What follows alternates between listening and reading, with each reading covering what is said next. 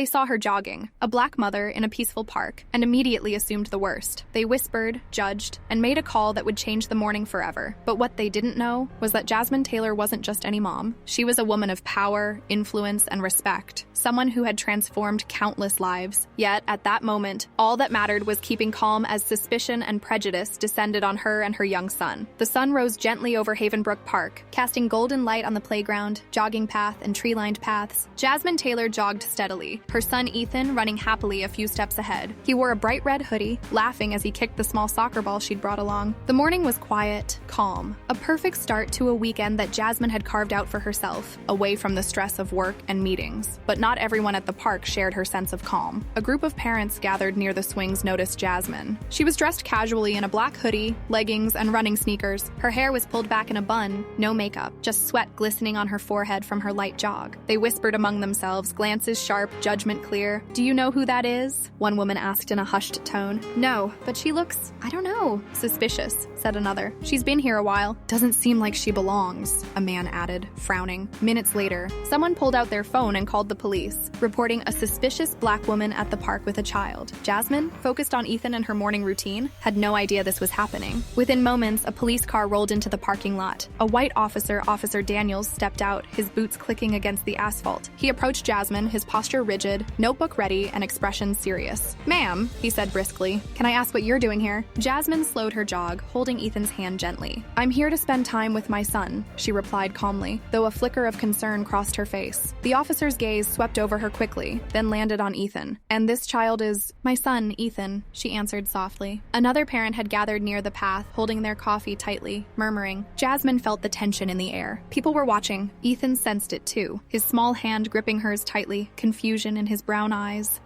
We had a complaint," Officer Daniels stammered slightly, unsure of how to phrase it. "Someone said you didn't belong here." Jasmine's jaw tightened. She kept her voice calm. "And they assumed what exactly?" The officer hesitated. "I'm just doing my job." A hush fell over the park. Birds chirped in the background, leaves rustled softly in the breeze, but all of it was drowned out by the unspoken tension. Jasmine took a deep breath, reminding herself of the countless leadership meetings she had navigated. The interviews, the boardrooms, the public events where she had been underestimated or judged unfairly. She had learned a very important lesson. Stay calm, stay collected, and let dignity speak louder than anger. She smiled gently at Officer Daniels. "I'm not causing any trouble. I'm just here with my son." Ethan tugged at her sleeve. "Mom, why is he talking to us like that?" She crouched slightly, bringing her face level with his. "He's just asking questions, baby. Let's be patient." The officer scribbled something in his notebook, glancing around nervously as other parents peeked from the benches. A few children had stopped playing, sensing the tension, while their parents whispered quietly. Jasmine's calm demeanor only seemed to irritate him more. He cleared his throat. "Ma'am, can I see some identification?" Jasmine reached into her small gym bag and pulled out her wallet. As she handed it over, her ID, showing her full name, Dr. Jasmine Taylor, caught a glint of sunlight. The officer's eyes flicked down, pausing mid-sentence. What's this?" he stammered, his tone suddenly uncertain. Jasmine smiled politely. "It's my ID. Now can I go back to my morning with my son?" The officer swallowed hard, realizing in that instant the mistake he had made. But the moment was far from over. The whispers around the park grew louder as people began to murmur among themselves, some shooting quick glances at Jasmine and Ethan, realizing the absurdity of the situation. Jasmine held Ethan's hand and continued her jog around the park, smooth and unhurried, as though nothing had happened. The officer, still frozen, looked on, a mixture of shock, embarrassment, and dawning respect on his face. And though she didn't yet know it, this small, tense moment was about to become a viral lesson in dignity, bias, and strength, one that would ripple far beyond Havenbrook Park. The morning sun was bright over Havenbrook Park, but the air was tense, almost vibrating with the whispers of bystanders. Parents had pulled out their phones, recording the unusual confrontation between Officer Daniels and Jasmine Taylor, a black mother who had done nothing more than take her son, Ethan, to play. From the edge of the playground, Jasmine held Ethan's hand firmly, keeping him calm. The boy's little face mirrored the confusion he felt at the situation. Why was someone questioning his mom's presence here? Why did people stare like she didn't belong? Officer Daniels cleared his throat, still looking at Jasmine with suspicion. "Ma'am, we received a report that you didn't belong here," he said, his voice tight. Jasmine stayed composed. "And you believe them?" she asked softly, almost rhetorical, yet sharp enough to make him pause. The officer glanced around nervously. Other parents watched in silence, some embarrassed, some shocked. Jasmine noticed a small mother filming from across the sandbox, and she realized how quickly this situation had escalated, all because of assumptions based on skin color and casual clothing. She took a slow, calm breath and reached into her tote bag, pulling out her ID card. She handed it to Officer Daniels, her fingers steady, her expression composed. The gold badge glinted in the sunlight, catching his attention. The officer's eyes widened as he read the name. Dr. Jasmine Taylor, CEO, philanthropist, community leader. For a split second, he couldn't speak. His pen hovered in the air over his notebook. He swallowed. "Wait, you're Dr. Taylor?" he stammered. "Yes," Jasmine said, her voice calm but unwavering. "And I was simply here to spend time with my son." The realization hit him like a jolt. Every assumption he had made, every judgment he had allowed to cloud his judgment, became painfully clear. He had not only misjudged her, he had humiliated her in front of a crowd. The bystanders gasped, some whispering among themselves. A man muttered, "Oh, she's her?" while a few children looked between their parents and Jasmine, sensing that something monumental had just occurred. Jasmine straightened slightly, looking around at the gathering crowd. Her gaze was steady, and she exuded the same calm confidence she had shown in boardrooms, conferences, and public events. "Now that you know who I am," she said, her tone firm but gentle, "can we all agree to move forward with respect?" Officer Daniels shifted uncomfortably. His hands fidgeted with his pen.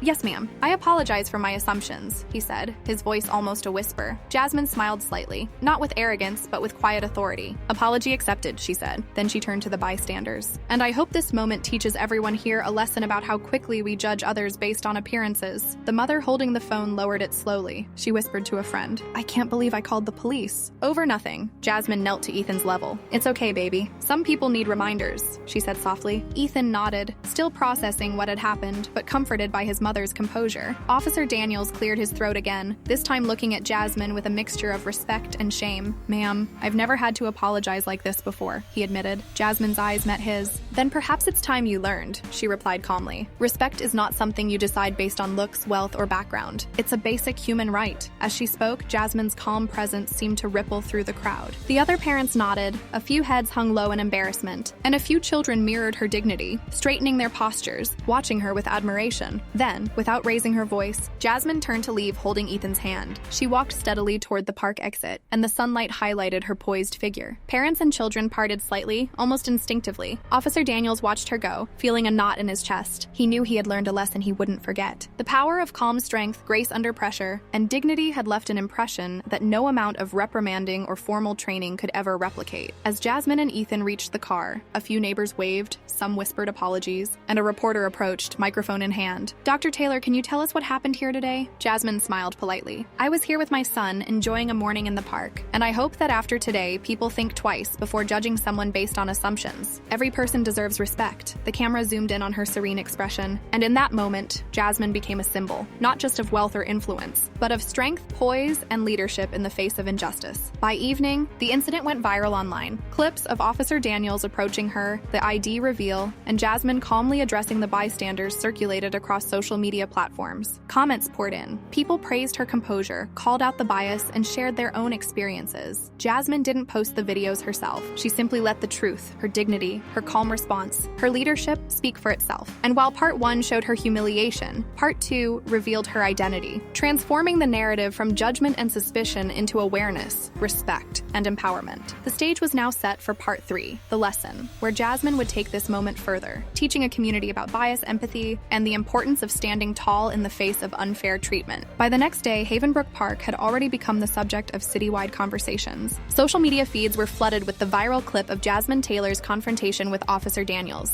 The calm confidence with which she had handled the situation, combined with the revelation of her identity as a CEO and philanthropist, had captured hearts across the country. But Jasmine didn't dwell on the attention. For her, this moment wasn't about fame, and it was about teaching a lesson. She had received dozens of messages from parents, teachers, and community leaders asking how they could prevent such incidents in the future. That evening, she decided it was time to take action. The next morning, Jasmine returned to the park, this time with a community initiative in mind. A small tent had been set up near the playground with banners reading, "Havenbrook Respect and Empathy Day. Learn, listen, understand." Tables were filled with information pamphlets, children's activities, and volunteer signups. Officer Daniels, now much calmer and humbled, was there too. He was assigned to observe, but his posture had changed. He was no longer rigid and defensive, but tentative and reflective. Jasmine stood at the center of the park, her voice carrying over the chatter of children and parents. "Yesterday," she began, "some people made assumptions about me based on how I looked. They judged without knowing, and it caused fear, confusion, and embarrassment. moment. But this moment is not about blame. It's about learning how we treat each other, how we react, and how we can do better. The parents around her nodded, some glancing at their children, realizing the weight of her words. Officer Daniels listened intently, a mixture of guilt and newfound understanding on his face. She invited families and officers to participate in role-playing exercises, scenarios where assumptions could cause misunderstandings. Children practiced empathy, discussing how they would feel if judged unfairly. Parents shared experiences of implicit bias, learning to recognize the subtle ways judgments influence their behavior. Even the officers engaged, recognizing how societal conditioning could shape interactions with civilians. Rick, a local officer who had witnessed the viral clip online, whispered to Daniels, "Man, she's changing the whole perspective here." Daniels nodded. "Yeah, it's not just about us. It's about everyone." Later, Jasmine led a circle with Officer Daniels and a few community leaders. She asked them to reflect on their own biases and consider how even small acts, a harsh word, a questioning glance, could deeply impact someone's day. She didn't scold or shame. She guided and educated. "I don't want anyone to feel fear in their own neighborhood," Jasmine said. "And I certainly don't want children to see their parents judging others unfairly. Empathy is something we must practice daily." A hush fell over the crowd. Parents and officers absorbed her words. The energy shifted. What had started as an incident of humiliation was now a lesson in humility and compassion. By mid-afternoon, the park was filled with laughter, conversation, and reflection. Children played freely, no longer tense. Parents mingled, exchanging stories and apologies. Officer Daniels approached Jasmine. I just want to thank you," he said earnestly. "You could have reacted with anger, but you didn't. You taught me more in a few minutes than I've learned in years." Jasmine smiled. "The lesson isn't for me. It's for all of us. We have to hold ourselves accountable every day." He nodded slowly, humbled. "I'll make sure my team understands that." Word of Jasmine's initiative spread quickly. Local news stations and social media pages featured interviews, highlighting how one woman's calm dignity turned a potential disaster into a community learning experience. Her actions sparked similar programs in nearby neighborhoods, creating a ripple effect of awareness about implicit bias and respect for all individuals. Jasmine's message resonated far beyond the park. Humility, patience, and composure in the face of prejudice could inspire transformation. She didn't need the apology. She needed awareness, and she had achieved that. That evening, Jasmine walked hand in hand with Ethan past the same playground where the incident had occurred. The sun cast golden light across the swings and slides. Families smiled, children waved, and a few neighbors waved at her with newfound respect. Ethan looked up at her. "Mom, everyone's happy now. Did we change them?" Jasmine knelt to his level. "We planted a seed, baby, and seeds grow slowly, but they grow strong." He smiled, still clutching her hand. "I'm proud of you, Mom." Jasmine hugged him gently, feeling a deep sense of fulfillment. She had transformed humiliation into empowerment, teaching respect, empathy, and leadership, not with anger, but with calm strength and dignity. As she glanced back at the playground one last time, she realized something profound. Her influence didn't require shouting, confrontation, or revenge. The power of her presence, her composure, and her ability to educate had created a ripple effect that would last far longer than any viral video. And in that moment, Jasmine knew she had achieved something far greater than she had imagined: a community awakened, a lesson learned, and a legacy of calm strength that would inspire generations to come.